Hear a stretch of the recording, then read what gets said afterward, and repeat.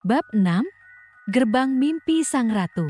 Pintu berukir angka 13 di ujung koridor tua itu memancarkan aura dingin namun memikat, seolah memanggil Ayu dengan bisikan kuno.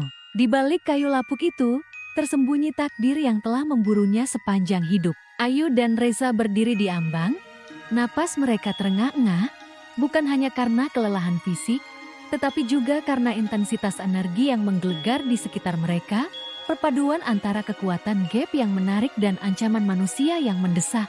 "Ini dia, ya?" bisik Ayu. Suaranya nyaris tak terdengar.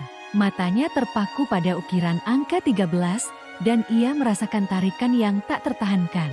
Ini adalah panggilan terakhir, gerbang menuju jawaban. Namun, sebelum mereka bisa melangkah maju, koridor di belakang mereka mendadak diselimuti aura dingin yang berbeda. Bukan dinginnya entitas gaib, melainkan dinginnya kebencian manusia.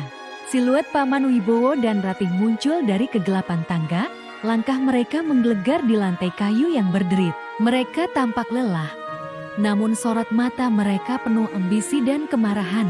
"Ketemu juga kalian," seru Ratih, suaranya melengking.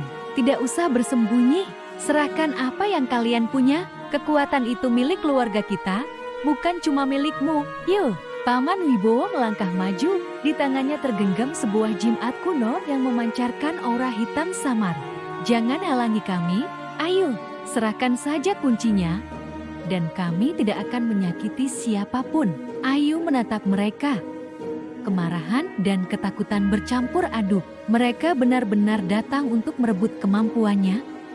Bahkan di tempat terkutuk ini, Reza maju selangkah, melindungi Ayu. "Kalian tidak punya hak apa-apa atas Ayu. Pulanglah." "Omong kosong," bentak Paman Wibowo. "Kau tidak tahu apa-apa. Reza, kekuatan ini akan membuat kami berkuasa." Ia mulai menggumamkan mantra, jimat di tangannya bersinar semakin gelap, dan udara di sekitar mereka bergetar, memancarkan energi yang memuakan, mencoba menjerat Ayu dan Reza. Ayu tahu ia tidak punya waktu dengan Paman Wibowo dan Ratih di belakang mereka, dan kamar 13 di depan. Ia harus bertindak cepat. Ia merasakan panggilan dari pintu itu semakin mendesak, seolah kamar 13 adalah satu-satunya tempat aman dari serangan Paman dan Ratih. Tanpa ragu, Ayu melangkah maju. Tangannya memegang patung batu ukir dan kunci kuno. Ia memfokuskan seluruh energinya, menyatukan kekuatan penenang patung dan energi pembuka dari kunci. Ia memproyeksikan perisai cahaya paling kuat yang ia bisa, melindungi dirinya dan Reza dari mantra gelap Paman Wibowo. "Cepat, ya!"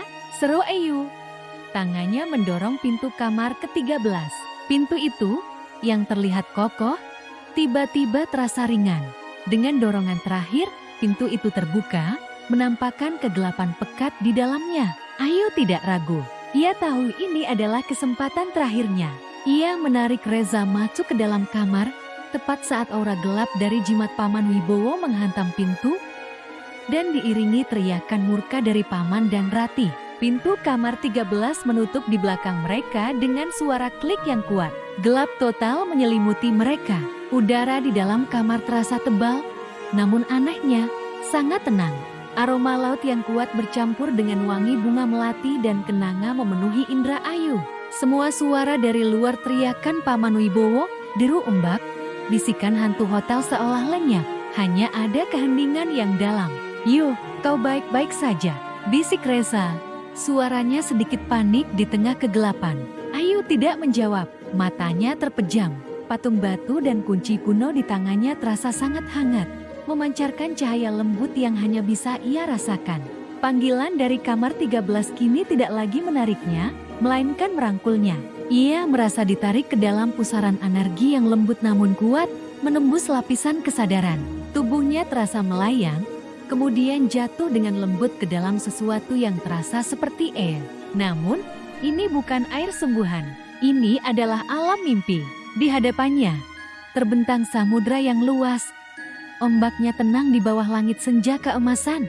Di kejauhan, sebuah istana megah terlihat, berkilauan seperti mutiara raksasa. Dan di bibir pantai berpasir hitam, berdiri seorang wanita, tinggi, anggun, dengan rambut panjang tergerai sehitam malam dan gaun hijau zamrud yang berpadu dengan warna laut. Wajahnya cantik namun memancarkan kekuatan dan kebijaksanaan abadi.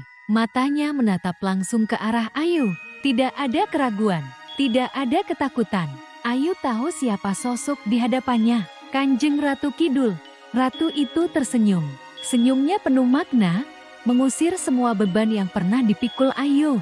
Suara sang ratu terdengar di benak Ayu, bukan dengan kata-kata, melainkan dengan pemahaman yang langsung dan mendalam. Selamat datang, putri dari garis darah yang menunggu. Suara itu bergema di alam pikiran Ayu. Kau telah menempuh perjalanan panjang, melewati tira dan menembus kegelapan. Kekuatan yang kau miliki adalah warisan suci. Amanah yang telah lama menanti untuk bangkit. Sang ratu menjelaskan jati diri Ayu yang sebenarnya bukan hanya seorang ibu rumah tangga, melainkan keturunan langsung dari seorang penjaga gerbang alam. Kemampuan indera keenamnya adalah anugerah, bukan kutukan, dan dimaksudkan untuk menjaga keseimbangan antara dua dunia. Kau telah menunjukkan niat yang murni, keberanian yang tak tergoyahkan, dan hati yang penuh kasih. Itulah kekuatan sejatimu, lanjut suara ratu. Dengan itu, kau akan mengendalikan apa yang kau miliki, bukan sebaliknya. Patung batu itu adalah cerminan ketenangan batinmu. Kunci itu adalah pembuka jalan yang tersembunyi. Ayu merasa jiwanya dipenuhi energi baru, pemahaman yang mencerahkan. Ia melihat dirinya, kekuatannya, dan takdirnya dengan sangat jelas. Namun, kekuatan ini datang dengan tanggung jawab besar. Sang ratu menunjukkan padanya gambaran-gambaran singkat. Dunia yang membutuhkan keseimbangan, orang-orang yang membutuhkan bantuan, dan ancaman yang tak hanya datang dari dunia gaib, tetapi juga dari keserakahan manusia. Sekarang, pilihan ada padamu, wahai putri, untuk menggunakan kekuatan ini demi kebaikan dan keseimbangan, melindungi mereka yang kau cintai dan membantu yang membutuhkan, atau membiarkannya jatuh ke tangan yang salah, tangan yang hanya menginginkan kekuasaan dan kekayaan semata. Gambaran Paman Wibowo dan Ratih muncul sekilas di benak Ayu, nafsu mereka akan kekuatan terpancar jelas. Tugas Ayu belum selesai. Ia harus kembali menghadapi mereka dan menggunakan kekuatan barunya untuk tujuan yang benar. Alam mimpi perlahan memudar, samudra luas dan istana megah itu menyusut. Suara sang ratu memudar, namun pesannya terukir jelas dalam hati Ayu. Ayu merasakan tubuhnya kembali ke kegelapan kamar 13. Ia membuka matanya. Gelap, Reza ada di sampingnya, memeluknya erat. "Yuh, kau tertidur?" tanya Reza. Ayu tidak menjawab dengan kata-kata, tapi senyum tipis terukir di wajahnya. Ia tidak lagi takut. Ia merasa kuat, jernih, dan penuh tujuan. Panggilan dari kamar 13 telah dijawab. Ia telah bertemu dengan sang ratu. Sekarang, ia tahu siapa dirinya dan apa yang harus ia lakukan. Namun, di luar pintu kamar 13, terdengar suara Paman Wibowo dan Ratih yang semakin keras disertai gedoran marah. Mereka tidak akan menyerah. Pertempuran sejati baru saja akan dimulai. Apakah Anda ingin melanjutkan cerita ke bab 7? Di mana Ayu akan menghadapi Paman Wibowo dan Ratih, serta menggunakan kekuatan yang baru dipahaminya. Jangan lupa subscribe, like, dan komen agar kami dapat terus melanjutkan kisahnya Ayu.